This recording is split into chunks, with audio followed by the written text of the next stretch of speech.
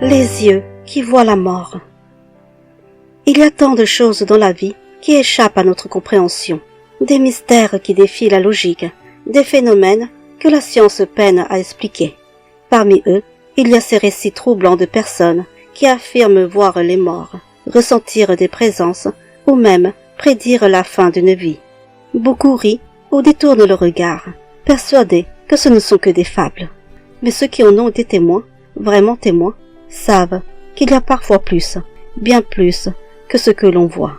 Moi, j'en ai vécu une histoire que je n'ai jamais pu oublier, enfouie quelque part dans ma jeunesse.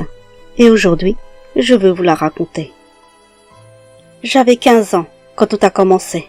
À cet âge, on croit encore que le monde est simple, qu'il y a une explication à tout, jusqu'au jour où quelque chose vous prouve le contraire. Suzy était mon amie d'enfance. On s'était connus à l'école primaire, inséparables depuis les bancs de la cour. Elle était douce, souriante, curieuse, mais la vie ne l'avait pas épargnée. Vers l'âge de 5 ans, Suzy avait commencé à perdre la vue. Rapidement, son œil gauche devint complètement aveugle. Les rendez-vous médicaux s'enchaînaient, interminables. Sa mère, qui l'élevait seule, ne vivait que pour l'espoir de lui rendre la vue. Et un jour, vers ses 15 ans, l'espoir devint réalité. Après des années d'attente, Suzy reçut enfin une greffe de cornée. Je me souviens encore de son visage à la sortie de l'hôpital. Elle voyait enfin. Elle rayonnait d'une joie que je n'avais jamais vue chez elle. C'était comme si le monde lui avait été offert en cadeau. Mais ce que nous ne savions pas, c'est que ce regard neuf n'allait pas seulement lui révéler la beauté du monde. Il allait aussi lui montrer ce que nul ne devrait voir. Quelques jours après son opération, alors que nous rentrions ensemble du collège, nous avons fait une halte dans un petit parc, un endroit banal qu'on traversait souvent. Une balançoire se balançait doucement, sans que personne ne soit dessus. L'air était étrangement calme. En s'approchant, Suzy remarqua une chaussure de femme posée au sol, comme oubliée. Elle la ramassa, intriguée. C'est là que tout a basculé. Suzy s'est figée. Son regard s'est accroché à quelque chose derrière moi, ou quelqu'un. Elle a lâché la chaussure d'un geste brusque, les yeux écarquillés. « Tu l'as vue, toi aussi ? La femme, là-bas !» Je me suis retournée. Il n'y avait rien, personne, seulement le vent qui faisait grincer la balançoire. Le soir, elle en parla à sa mère, troublée, mais celle-ci tenta de la rassurer. Peut-être un effet secondaire de la greffe, un trouble temporaire. Les médecins avaient dit que cela pouvait arriver, une simple hallucination, voilà tout. Mais 3 jours plus tard, la réalité donna un goût amer à cette explication. En repassant devant le même parc, nous avons vu les gyrophares d'une ambulance, la présence silencieuse de la police. Une femme venait d'être retrouvée morte, assassinée. Quand nous sommes arrivés à hauteur de la scène, Suzy s'arrêta net. Son visage devint livide. Elle me saisit par le bras et murmura, tremblante. « C'est elle! C'est la femme que j'ai vue l'autre jour, celle sans chaussures. » Ce soir-là, elle rentra en courant chez elle, bouleversée. « Maman, j'ai peur. Je crois que je vois des gens qui vont mourir.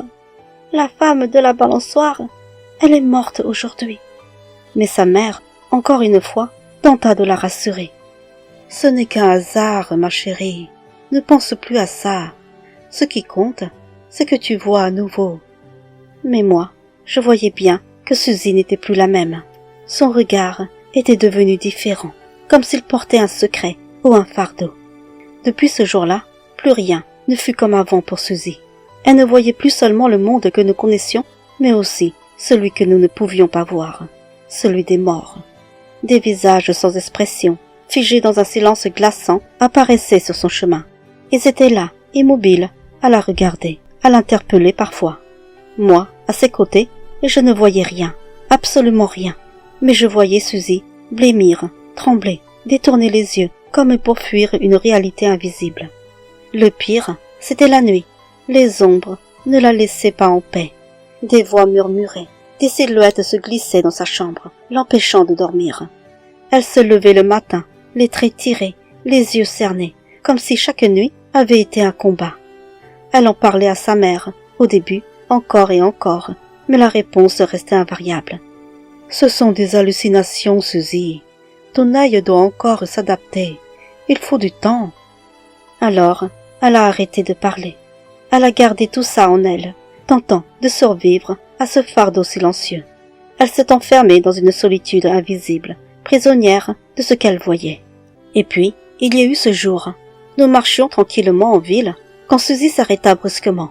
Une vieille dame avançait lentement sur le trottoir d'en face.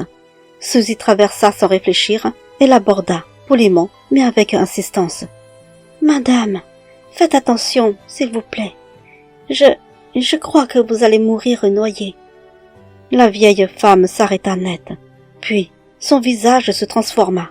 Rouge de colère, elle se mit à crier, à l'accuser de lui porter malheur, de dire des folies. Les passants s'étaient retournés, choqués. Suzy, elle, était figée, les larmes aux yeux. Puis, humiliée, elle se détourna et s'enfuit en courant. 2 jours plus tard, la nouvelle tomba. Une vieille femme avait été retrouvée morte, noyée dans sa baignoire. Je me souviens du frisson qui m'a parcouru en entendant ça. Un frisson froid, paralysant. Ce n'était plus un hasard, ce n'était plus une hallucination. Suzy disait vrai. Elle voyait la mort avant qu'elle ne frappe. Et moi, je ne savais plus s'il fallait l'envier ou la craindre. Avec le temps, Suzy apprit à vivre avec les esprits. Ce qui l'avait d'abord terrorisée devint presque une routine. Chaque visage qu'elle croisait, chaque silhouette floue qu'elle voyait pouvait être un avertissement.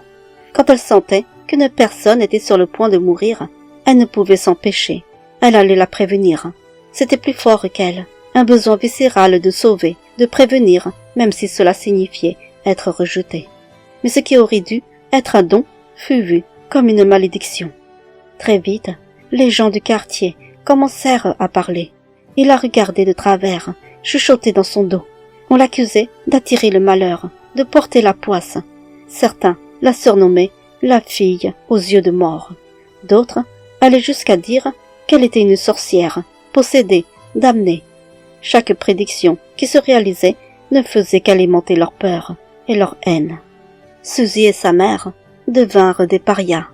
Même mes propres parents m'interdirent de la voir. « Cette fille n'est pas normale », disaient-ils. Moi, je savais qu'elle souffrait, qu'elle n'avait jamais voulu ça. Mais que pouvais-je faire, seule, face à une foule remplie de jugement et d'ignorance? Peu à peu, Suzy disparut. Elle ne venait plus en cours. Elle restait enfermée chez elle, prisonnière de ce que ses yeux voyaient et de ce que les autres refusaient de croire. Puis, une nuit, elle fit un rêve, un cauchemar brûlant de vérité. Un immeuble allait prendre feu, en plein festival de quartier.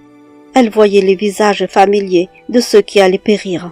Elle se réveilla en panique et courut vers sa mère. « Maman, j'ai vu l'immeuble, celui près du marché. Il va brûler. Des gens vont mourir, beaucoup. Il faut les prévenir. » Sa mère hésita. Elle savait ce que cela impliquerait. Mais devant l'insistance de sa fille, elle prit son courage à 2 mains et alla frapper aux portes. Elle supplia, elle alerta, elle avertit. Mais en retour, elle ne reçut que des insultes, des menaces. « Foutez le camp. Vous allez vraiment nous jeter un sort? Si jamais cet immeuble prend feu, je jure que c'est vous qu'on viendra brûler. » Alors, impuissantes, elles sont rentrées chez elles. Personne n'avait voulu les écouter. Ce soir-là, pendant le festival, un retraité oublia de fermer son gaz. L'explosion fut violente. L'immeuble s'embrasa. Les cris, les flammes, les pleurs, ce fut un carnage. Beaucoup périrent. Et la haine du quartier atteignit son comble. Les survivants, aveuglés par la douleur, eurent besoin d'un coupable, et comme toujours, ils choisirent Suzy. Une foule s'attroupa devant chez elle, des bâtons à la main, des pierres dans les poches, des cris de colère plein la gorge. J'étais là aussi, figée, entourée de mes parents. Je voulais courir, crier, dire que ce n'était pas sa faute, mais ma voix ne sortait pas. La peur m'enfermait dans un silence coupable. La mère de Suzy appela la police, affolée, mais il était déjà trop tard. La foule déchaînée força la porte. Ils bousculèrent sa mère, pénétrèrent chez elle et ouvrirent la porte de la chambre de Suzy à coups d'épaule. Et là, ils s'arrêtèrent. Suzy était là, silencieuse, immobile, suspendue à une corde. Elle avait mis fin à ses jours, rongée par la douleur, le rejet et cette pensée déchirante que peut-être, elle était vraiment ce que tout le monde croyait, une malédiction. Sa mère s'effondra, hurlant de chagrin, serrant le corps sans vie de sa fille contre elle. Et moi, je ne pouvais que pleurer, parce qu'on l'avait tuée, pas les morts qu'elle voyait, mais les vivants. Après le drame, un lourd silence s'abattit sur le quartier, mais ce n'était pas le silence du deuil, c'était celui de la honte, celui qu'on n'ose pas affronter, celui qu'on tait pour oublier. Mais Suzy, elle, avait laissé quelque chose derrière elle, une dernière trace, une lettre. Je regrette que personne ne m'ait cru. C'est pour cela qu'il y ait eu autant de morts. Je vous ai tous avertis, toujours supplié de faire attention, mais vous m'avez rejeté, traité de folle, de sorcière. Je ne supporte plus de voir autant de morts. Alors, je préfère partir, quitter cette vie. Des mots simples, déchirants, un appel au secours trop tard entendu. Sa mère lut cette lettre des dizaines de fois, les larmes brouillant chaque ligne. Elle s'en voulait terriblement, d'avoir douté, d'avoir voulu protéger Suzy en refusant de croire ce qu'elle vivait réellement. Elle s'était dit, encore et encore, ce n'est qu'un effet secondaire, ce n'est pas réel, elle va s'y habituer. Mais ce n'était pas une illusion, et maintenant, il était trop tard. Obsédée par le besoin de comprendre, la mère de Suzy entama des recherches sur le donneur de la greffe. Elle voulait savoir, elle devait savoir. Et ce qu'elle découvrit la glaça. Le donneur était un homme au passé étrange, un médium, célèbre dans certains cercles pour ses dons de voyance. Il prétendait voir l'avenir, sentir la mort, parler aux esprits. Certains le vénéraient, d'autres le redoutaient. Mais ce que peu savaient, c'est que lui aussi avait fini par sombrer, lui aussi s'était pendu.